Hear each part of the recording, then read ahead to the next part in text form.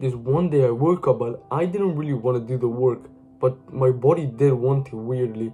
And this was actually surprising to me because usually it was the other way around. Usually I would want to do the work, but my body just didn't want to do it. My mind would be telling me to procrastinate, to not do it. I could just be watching videos and doing something more interesting. And because of that, I would often have to use strategies on myself to actually get myself to get up and sit down and do the work. Today was different. I wanted to work, but it didn't feel uncomfortable. It didn't feel like weird to start working. It almost felt like the next natural step after waking up. It just felt so smoothly. So I went downstairs, opened my laptop and just started scripting there in the morning. Later that day, when I was sitting in the couch, I got an urge. Not the urge to sit, not that kind of urge, but the urge to just start working again. And I closed the YouTube app and I started making TikTok clips. I wanted to see if this TikTok thing was gonna work out. And as I went to bed, I was actually surprised on how easy it was for me to work today. There was never a time where I kind of didn't want to do the work. And this day, it really reminded me of how powerful identity is. Not the physical one, but the mental one, where I could literally sit around and my body would want to get the urge to work and start working, compared to other people who struggle to just even sit down and do the work. I want you to imagine these two people. Let's have one person and another person. Let's say this person has just started his self-improvement journey and he's just started to hear into making money online. He's been watching some Instagram reels and he feels motivated. So he tries to start a business. Now this other guy, he's got a little bit more experience. He's been doing some self-improvement. He knows how to be consistent. He knows how to be productive. So he also starts a business. Now this first guy, he just starts kind of messing around. He doesn't really do what should be done. He starts changing his profile banner, his YouTube name. He just started watching Mr. Beast videos, how to increase his YouTube retention, CTR and stuff like that. Now this other guy, he just sits down and records a video straight away. Now over the course of 1 month, this guy has literally just made one video over the course of 1 month. He's been trying to script it, make it perfect, create a good thumbnail, and it was like mediocre. Now this guy has been creating videos every single day for 30 days, and he's got over 100 subscribers now. Now the reason I tell you this analogy is because when you really think about it, we're all made of the same flesh, we're all made of the same meat, we're all humans. Why is it that some people are able to get way more results than other people? Why some people are able to procrastinate while other people are just productive and able to work all day, 12 hours plus every single day? And I learned it was because of my identity that determined my work, and my work determined my identity. So it was like a weird cycle that kept going that was kind of bad. And I remember when I was doing copywriting just a few years ago, I would literally be sitting down and every single day I would turn to my right, hoping it was over. I kept looking at the clock, hoping it was around 7 p.m. so I could finally stop working and eat and do something else.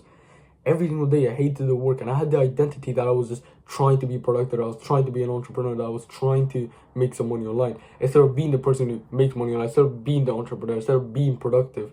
And that held me back so much. I worked for like 1 hour, maybe 2 hours every single day. And interestingly enough, it wasn't a business model or necessarily even the tactics. It was just my identity that was holding me back. And when you really sit down and think about it, setting a goal is actually very interesting because think about it. You're trying to become a different person. For example, to make money online, you go from the person who's lazy, unproductive, who doesn't know any business, to the person who knows a little bit about business, who is productive, and who is not lazy.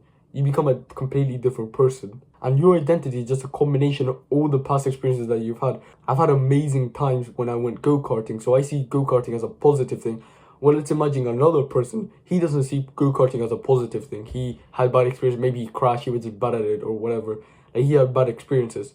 Now, I would want to go go-karting, for example, for a birthday party or whatever, or just to have fun. But this other guy wouldn't want to because he had bad experiences in it. And it isn't that go-karting is necessarily the problem, it's just the way these guys interpreted it, the way I interpreted it to the other guy who interpreted it. And it's a little bit annoying because when you first start business, you don't really know what you're doing. You don't really know how to start a business, you don't really know what are the principles, you don't know anything. So you kind of had a bad experience just because you don't know anything. Just like anything, just like when you start a martial art, you don't know anything, so you kind of have a little bit of bad experience, but you know if you stay consistent, you're eventually going to become good.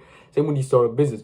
You try to work for a while, but then you get distracted and you have a bad experience there. So that's one bad experience.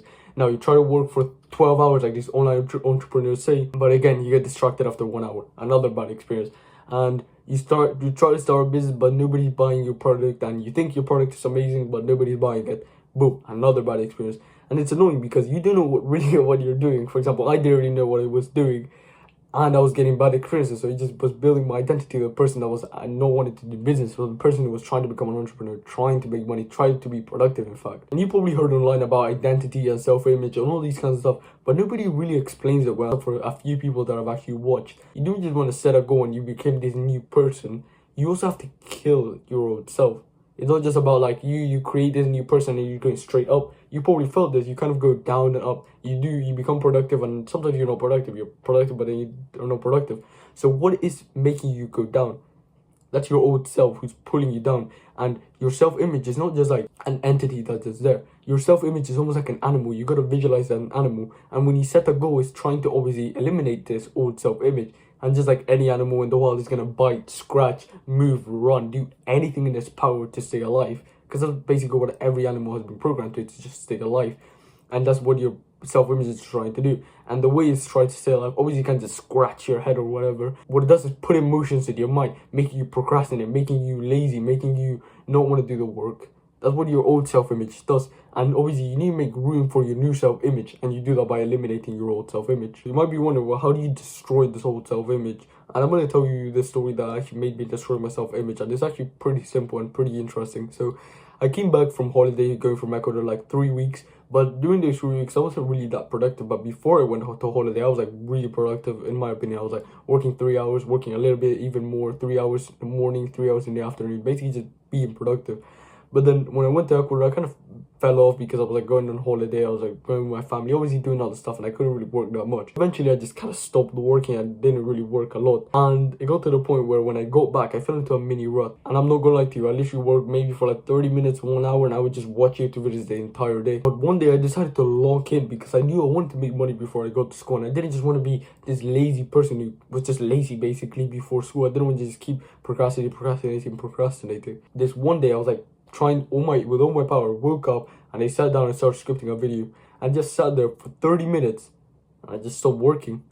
But I knew this was the correct thing because I'm destroying my old identity of this person who just doesn't work at all. So after a while, I got used to working for 30 minutes, and then I upped to 1 hour, and now 2 hours. As I'm doing this right now, I'm scripting videos and recording them. I'm working for 2 hours, and later I'm going to edit, so I'm going to probably try to work for 3 hours. And the more I fighted against this old identity, the more I did the work, even though it was telling me not to, even though it was giving me these emotions, the more it just started to vanish, and the more I got used to working long hours because it just started to vanish and just started to fade. And it's almost like an airplane. Interestingly enough, an airplane literally takes like about 50 to 60, I don't know, it's around those numbers to just get up in the air. You can also imagine almost like a rocket. It's almost kind of like a rocket. I might be sounding stupid, but like, you get the idea. It has to go super fast just to take off. And that actually takes up 50 to 60% of the fuel. And that's almost like your self-image. You gotta spend all your time just kind of like focusing, trying all your power just to work for 1 hour, 2 hours, 3 hours, 4 hours, 5 hours. And then eventually that gets you off the ground. You get used to working for 4 hours, 5 hours, 6 hours. But then actually maintaining it is way easier. For example, when an airplane is hovering above the air, it's actually taking way less fuel than it getting up. It just makes sense. And it's the same with your self-image. You have to get it up, but once it's up there, you just have to sustain it, and that takes up very little fuel. That takes up very little willpower, discipline. So next time you feel like procrastinating and not working and not doing what you need to do, it's because your old self-image is trying to keep alive. You want to become this person, but your old self-image is trying to keep alive, and it keeps biting and scratching and trying to pull you down so it stays alive and this doesn't come to life. But obviously, the more you fight against it, you gotta see it as a positive thing. Whenever you feel like procrastinating, see it as a positive thing and see it like, oh, I'm destroying my old identity, and eventually it's gonna vanish, and I'm gonna be left with my new identity, and that's when I reach my goals. Because every single time you feel like procrastinating, see it as an opportunity rather than an obstacle. It sounds good now to know this knowledge, to know that you need to destroy your old identity and create a new one, but you actually need to implement it, not just like listen to me speak and then the next time you feel like procrastinate, just procrastinate. You want to actually take this into action. So I'm going to give you a bonus tactic. It's like, you don't actually have to listen to the emotions in your mind, because you're almost like the observer of your emotions. I remember there was one time I was laying in bed and I was watching a YouTube video, and I went downstairs and I heard something from the YouTube video. It was like, you are not, it just basically said something like this, like, you are not the emotions, you are just the viewer of the emotions, or something like that. And I went back upstairs and I literally sat down and started working, because I realized, oh wait, I don't have to listen to my emotions. And it sounded so obvious, but I wasn't doing it. So it sounded so obvious, literally just like, don't listen to your emotions because these emotions just telling you don't work. But then what really helped me was like seeing it as an annoying person. Imagine just like an annoying person in your back constantly telling you, oh, you should go watch YouTube videos, you should go do this, you should procrastinate.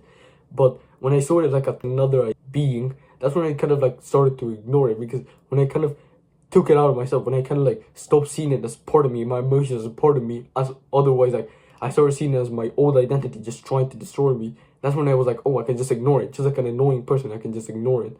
And that's when I just sat down and started working. So that's really gonna help you a lot. And just one extra thing that I wasn't planning to tell you, but it's gonna help you a lot. I realized that just ignoring my emotions was good, but what was even better, and that actually it made this thing so much more powerful, was that I highlighted the benefits of working.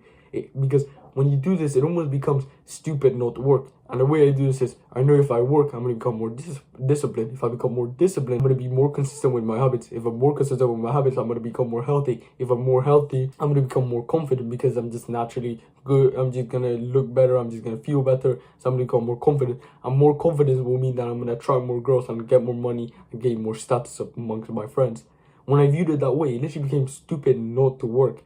So when you ignore your emotions and you highlight the benefits, it becomes easy to work. And now you imagine you do that, now you get used to 1 hour of work, then you get used to 2 hours and 3 hours and 4 hours and 5 hours and 6 hours. And you just slowly and surely destroying your old identity and building this new one of someone who can work for 6 hours, 12 hours. I'm not gonna lie to you, I don't even work for that long. Right now I'm actually doing this as I'm telling you. I'm working as long as I can to see just building this new identity. And this thing about self-image has been one of the best things that I've learned. Like, there's obviously tactics that I've learned that have made this easier, like ignore your emotions and highlighting the benefits. And if you did like this video, you can just subscribe. I know it's like something little, but it can really help me a lot. You get more videos like this that help you, that teach you how to become more productive in your homepage.